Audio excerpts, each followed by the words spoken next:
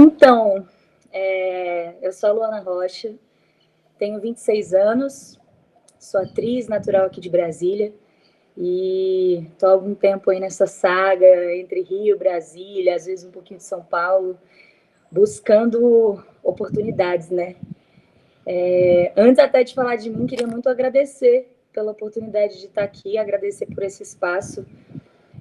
Valorizo muito isso, acho muito importante e fico muito feliz quando eu vejo que a galera também está buscando, né, os rostinhos da cidade e é muito importante para a gente, quanto artista, ter esse espaço de fala e de reconhecimento. Bom, minha trajetória, eu digo muito para as pessoas que eu acho que ela começou antes que eu tivesse dimensão que ela tivesse começado. Porque eu acho que quando a gente tem essa coisa da arte pulsando na veia, desde criança, desde pequena, a gente vai tendo vários indícios, né, de que é esse o caminho. Só que então comigo não foi diferente, né? Teve isso de desde criança eu ir percebendo nas coisas da escola, nas coisas na igreja e de eu estar sempre criando, fazendo apresentação para a família, em casa, e enfim. Só que quando que eu percebi, de fato, que isso estava se tornando muito mais sério?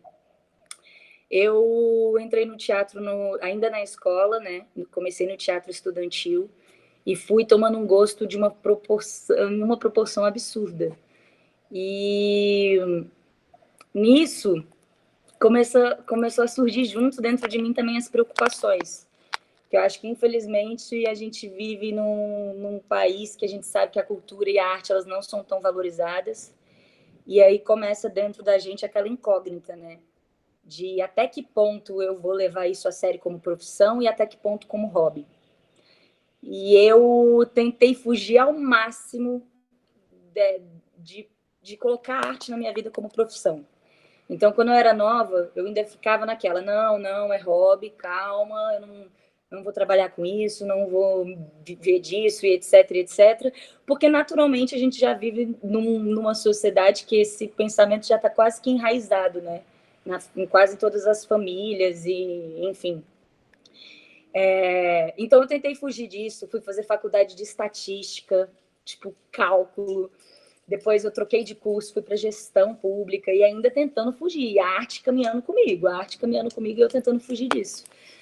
Até que chegou um momento que eu percebi que não tinha mais como. Não tinha mais como. As oportunidades elas estavam fluindo ao meu redor. Eu sabia onde eu estava canalizando minha atenção. Eu sabia onde era o espaço que me motivava de verdade.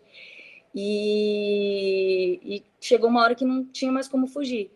E graças a Deus, eu tenho uma família maravilhosa que, por mais que eles tivessem medo, eles também perceberam isso junto comigo.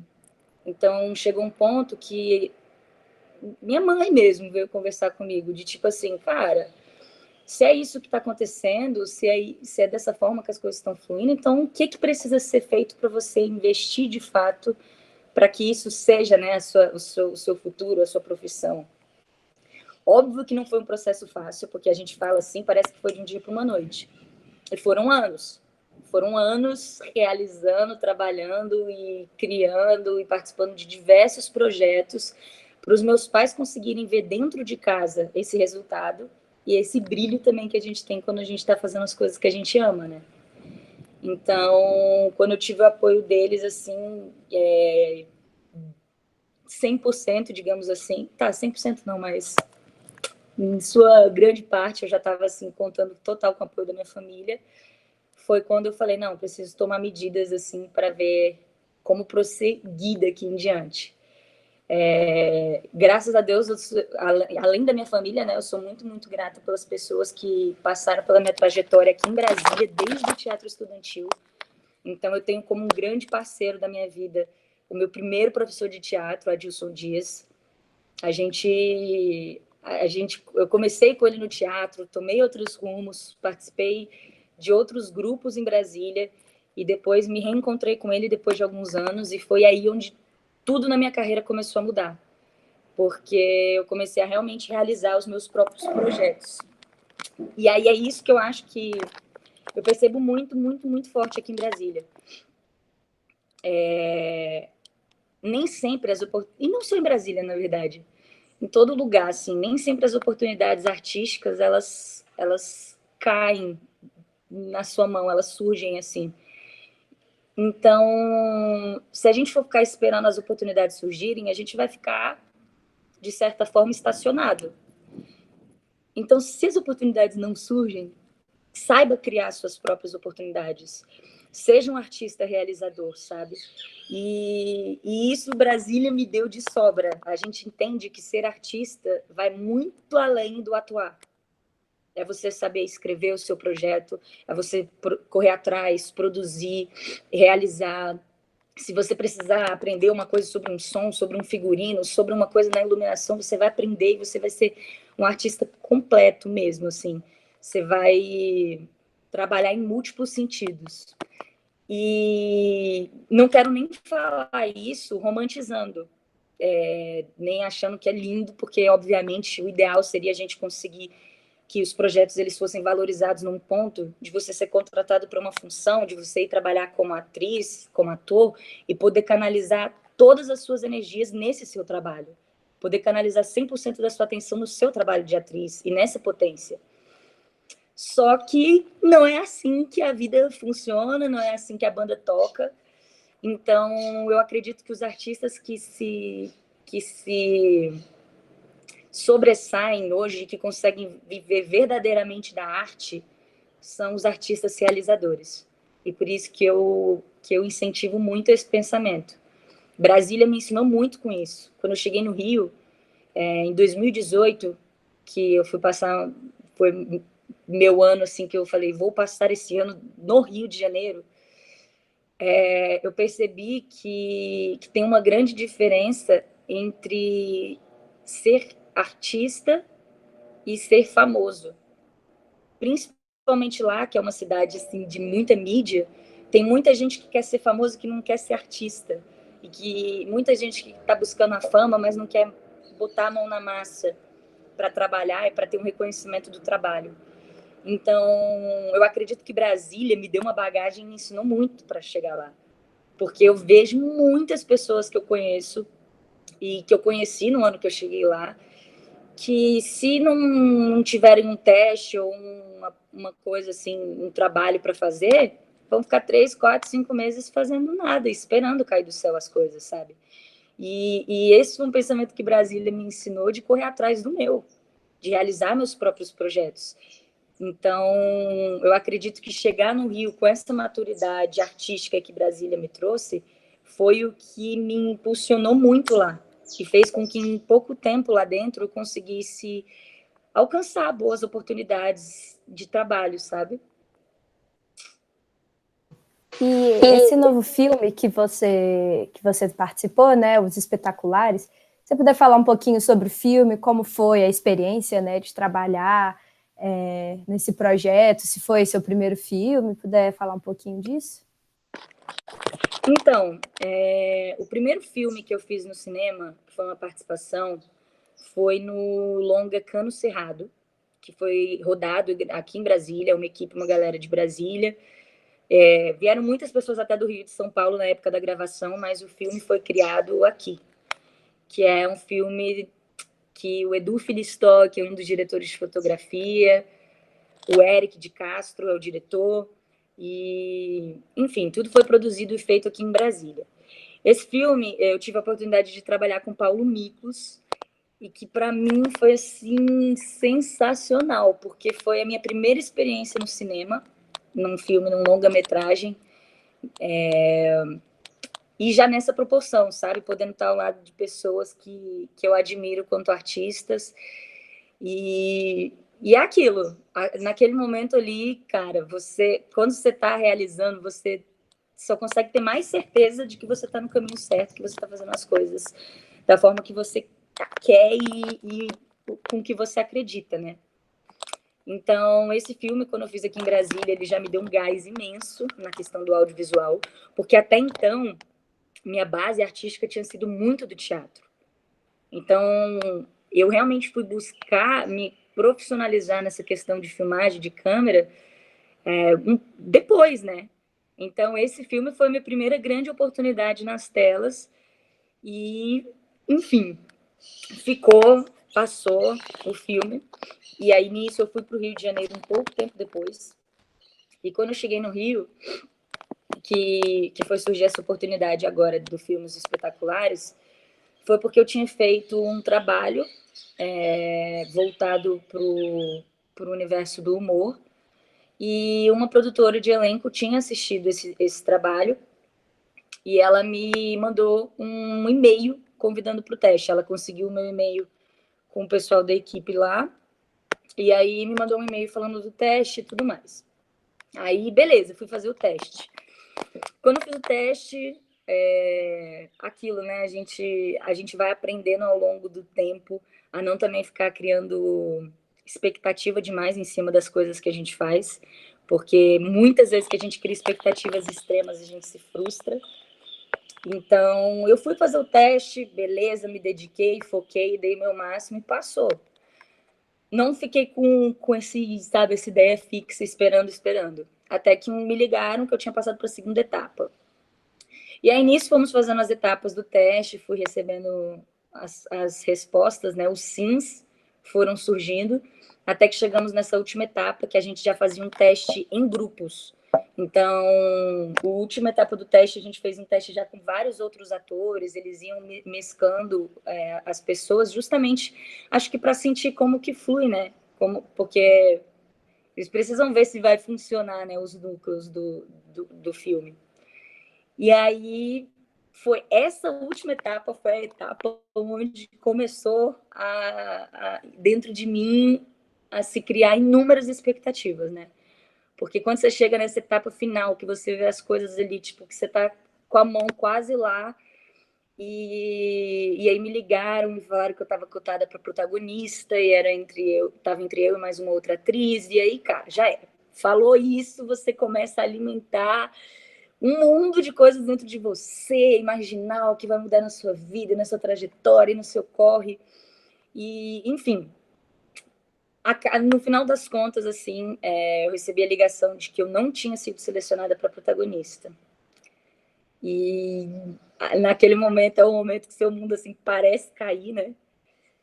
E aí depois disso o diretor ligou e falou assim: olha, Luana, a gente gostou muito de você, não rolou essa oportunidade como protagonista, mas a gente tem um outro papel no filme, uma participação, que você vai gravar 3 diárias e tudo mais. Queria saber se te interessa. E aí, a partir do teste que eu tinha feito para outro personagem, ele me fez esse convite para essa outra participação, né?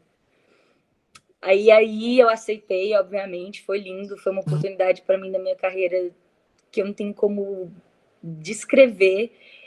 Trabalhar ao lado de tantas pessoas que eu admiro, assim, o filme tem o Rafael Portugal, o Paulo Matias Júnior, que é do Zorra.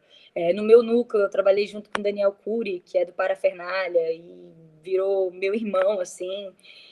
E Luísa Perissé, enfim, DJ Amorim, vários artistas que eu admiro o trabalho e que, de repente, eu me vi, assim, trabalhando juntos, sabe? E aí, para mim, uma grande coisa que eu tenho a falar do filme uma grande coisa que eu tenho a falar do filme e do que me ensina. Muitas pessoas veem as coisas e falam assim: ah, Luana, mas quanto tempo você aparece? É rápido a participação? É isso, aquilo? E para mim, uma coisa muito clara na minha cabeça. Eu não vou mensurar o tempo, se foi 10 segundos, se foram 10 minutos, se foram 10 horas.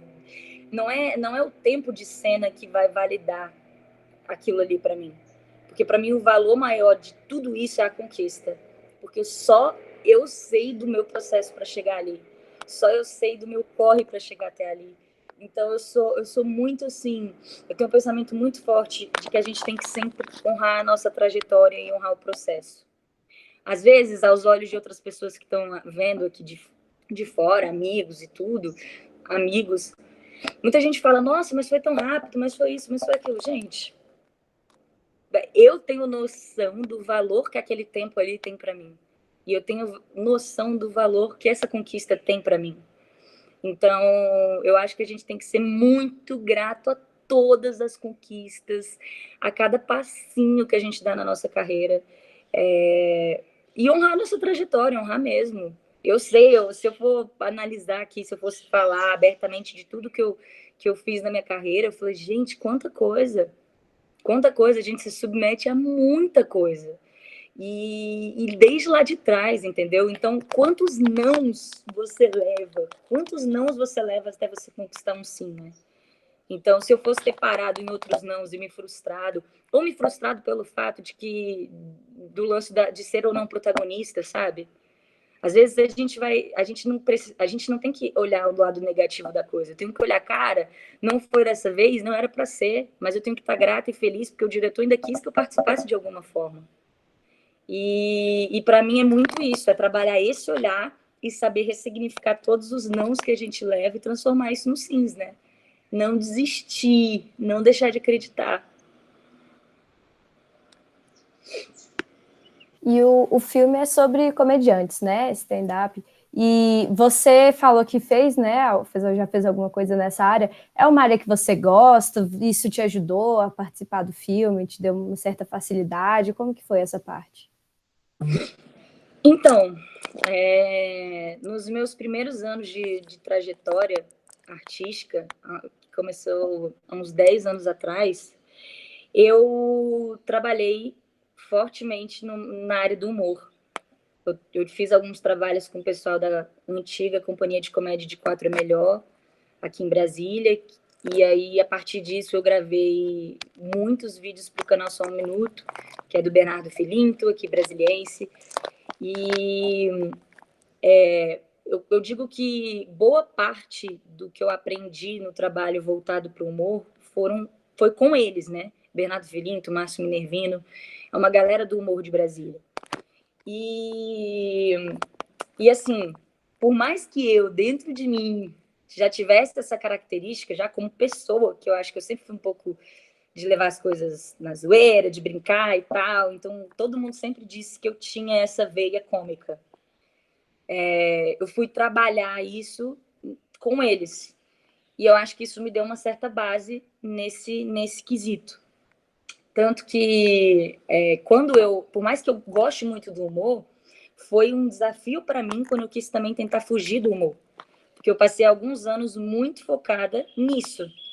Então, quando eu fui começar a tentar buscar outras linhas de trabalho, teatro mais contemporâneo, ou dramático, ou etc., isso foi um pouco difícil no início, porque a gente vai se engessando a um tipo de atuação e começa a sentir dificuldade nas outras. E aí foi esse, para mim, o meu grande desafio na carreira e o que eu quis muito fazer. Tentar buscar outro lado, porque eu não gostaria de ser taxada como a atriz do humor, ou a atriz do drama, ou a atriz do musical, ou enfim. Eu queria muito criar dentro de mim uma trajetória de uma atriz versátil. Uma atriz que, se for chamada para trabalhar num filme de humor, vai conseguir atender e superar as expectativas do diretor. Se for chamada para fazer um drama, vai conseguir emocionar as pessoas que estão ali. Então, assim, eu tentei, dentro da minha trajetória, pegar um pouco de experiência de várias frentes para entender meu caminho e conseguir me tornar uma atriz e uma artista versátil. E aí, o filme, eu acho que, obviamente, o lance do humor, de eu já ter trabalhado com humor, de ter feito esse trabalho no humor no Rio de Janeiro, quando eu cheguei, me ajudaram, né? Tudo isso me ajudou muito. Só que foi muito desafiador pelo seguinte: a Helena Kruger, que é a minha personagem no filme, ela faz stand-up. E por mais que eu tivesse trabalhado com humor, eu não tinha experiência com stand-up. E por mais que seja um universo parecido, cara, são vertentes diferentes. Então, quando eu cheguei para gravar o filme, o núcleo de pessoas que estavam trabalhando comigo, todo mundo é do stand-up. Todas as outras pessoas que estavam nesse meu núcleo fazem solos de stand-up no teatro, viajam o Brasil fazendo stand-up, menos eu.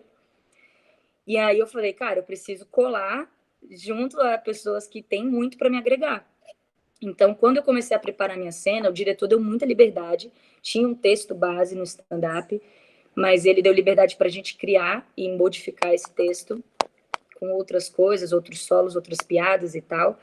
E como eu não tinha noção do que era escrever para stand-up, por mais que eu já tivesse feito roteiros e criado textos para outros projetos meus, eu tive que juntar ao lado dessas pessoas. E eu agradeço muito ao Daniel Cury, que é esse meu amigo do Parafernália, ao Aaron Pinheiro, e são artistas que são do stand-up e que começaram a me dar essa dica. E a gente foi trabalhar o meu texto em cima. O meu texto para o filme foi trabalhado, eu trabalhei junto com eles foram me dando as dicas de como funciona o timing do stand-up e tudo mais. Porque na hora da gravação, a gente fez, né, esse solinho de 5, 6 minutos de stand-up ao vivo. A gente gravou para um público que estava lá no teatro, né, que são os figurantes, mas querendo ou não, é um teatro, um auditório lotado. Então, embora a gente saiba que é um filme que tem figurantes e etc, etc, ali na hora é na vera. São 6 minutos que eu estou fazendo um stand-up para um público, um teatro lotado. E aí, eu sou muito grata a esses dois, assim, porque, primeiramente, o diretor que me deu essa liberdade de poder criar em cima, me deu essa flexibilidade, e esses meus amigos que são artistas que trabalham com stand-up, que tiveram paciência para me dar várias dicas, vários toques, para fazer a cena da melhor forma possível. E como está sendo para você, né, ser atriz durante essa pandemia? Porque, né, esse filme saindo agora, divulgação, como que fica os novos projetos, tudo mais, como que fica a situação de tudo isso em meio à pandemia? Com relação ao filme sair agora, nesse período, por um lado, foi bom, porque, querendo ou não, foi o primeiro filme que teve estreia nacional em plataforma de streaming. Então, é um marco, né, que de alguma forma está se tornando. Mas isso é aquilo, né? É a gente tentando ressignificar e encontrar os lados positivos de tudo isso. Porque, obviamente, que para mim, enquanto artista, ia ser um momento muito importante poder estar presente nessa estreia nos cinemas da forma tradicional, né? Porque é um espaço muito bom para a gente trocar com outras pessoas da área. Porque o que eu sinto que acontece é assim, o filme tem grandes nomes de muitos artistas que já são estabelecidos no mercado. Um artista desse que posta no stories dele, faz uma live, faz um vídeo, divulga o filme, tem um alcance muito grande isso repercute de uma forma muito grande. Agora, eu, que sou uma atriz que estou ainda trilhando ali, começando a firmar os primeiros passos sólidos assim nessa trajetória, eu não vou ter esse mesmo alcance. Então, seria muito bom para mim, nesse momento da estreia, poder, sim, estar lá presencialmente com eles, estar do lado, participar, acompanhar de perto. Mas, por outro lado, é aquilo, a gente vai aprendendo aos poucos a ressignificar tudo, a ver que as coisas não acontecem por acaso. Então, se está sendo desse jeito, também está sendo um aprendizado de várias formas. E que não só para o filme, eu digo isso, mas para o movimento artístico como um todo.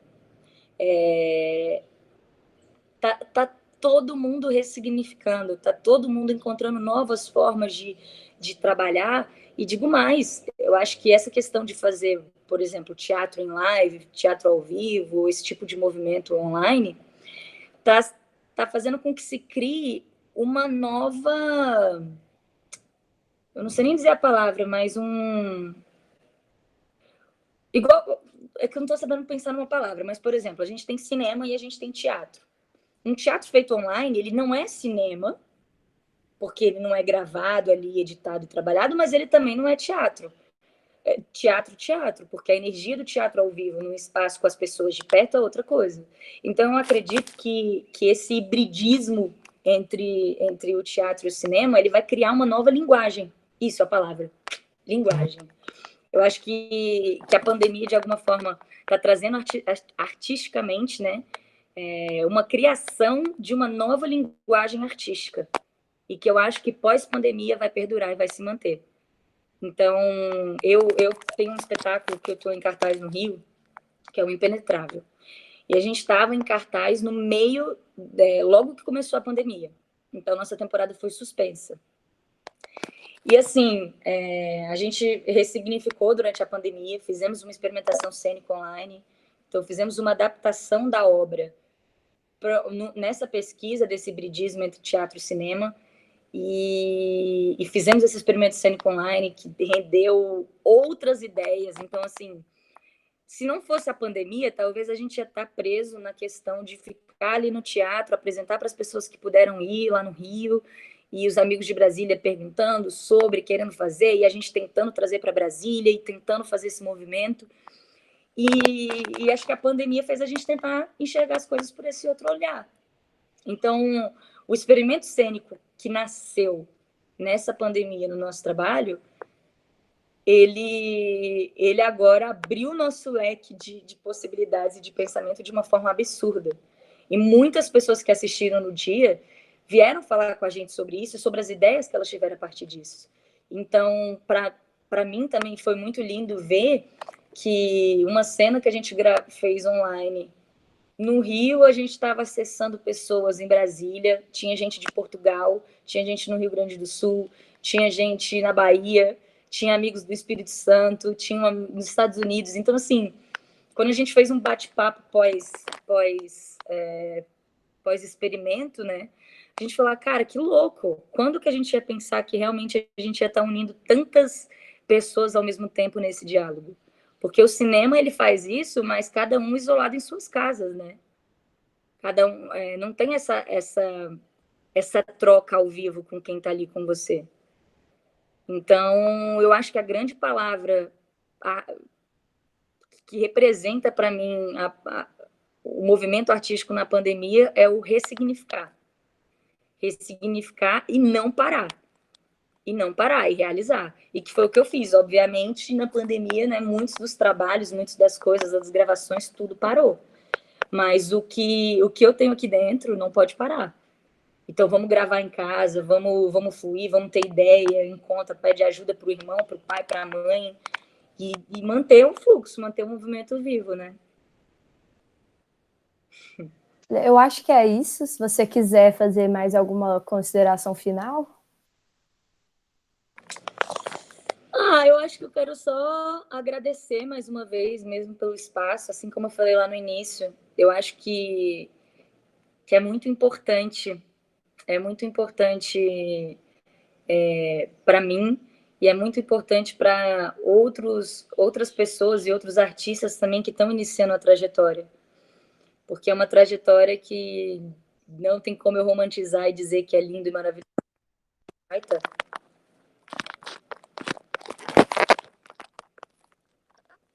Cortou aqui por causa da bateria, rapidinho. É uma trajetória que não é fácil, mas que é muito gratificante e que é muito transformador. Então, eu digo muito que a arte transforma vidas. E não só as vidas de quem é artista e de quem faz e de quem realiza e de quem está vivendo isso, mas de quem presencia, de quem assiste arte.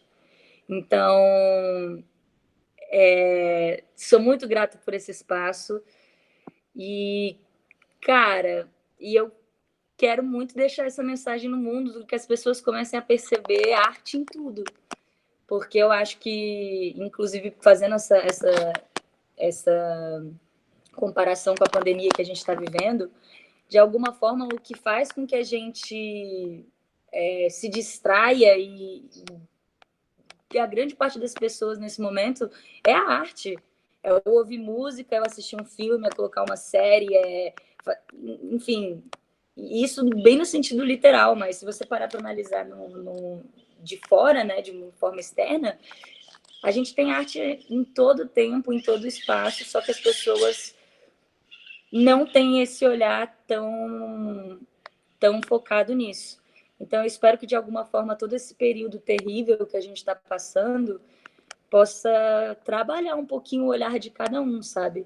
E que quando passar, quando a gente voltar as coisas ao normal e ter os teatros abertos novamente, os cinemas abertos novamente, e todo esse movimento artístico, que as pessoas possam também dedicar um tempo maior a isso. Eu sinto que principalmente o teatro falando, as pessoas são muito carentes disso. Se você vai trocar ideia dentro da própria família, quantas e quantas pessoas da minha família só vão ao teatro quando eu tô? Então, é um pensamento que eu acho que tinha que mudar, porque o teatro transforma, a arte transforma, e eu digo isso com total propriedade. E é isso.